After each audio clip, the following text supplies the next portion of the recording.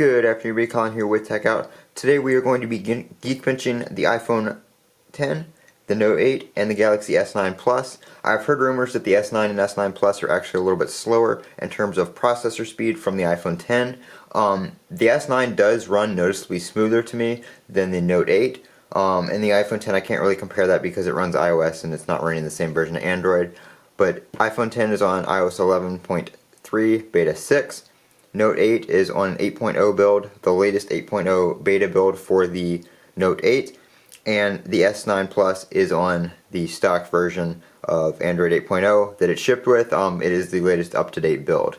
So I'm not going to be able to store all three of these at the same time, but it's really the score that matters, not really necessarily the time that the Geekbench runs in. I am going to speed the video up while the test runs, just so you guys don't have to sit here and watch the whole thing.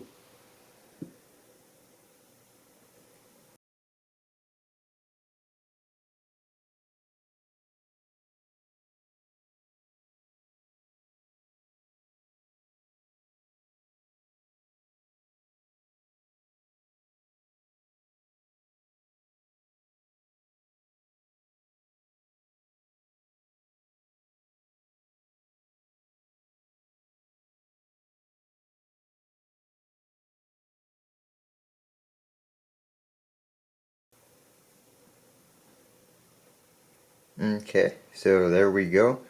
There is...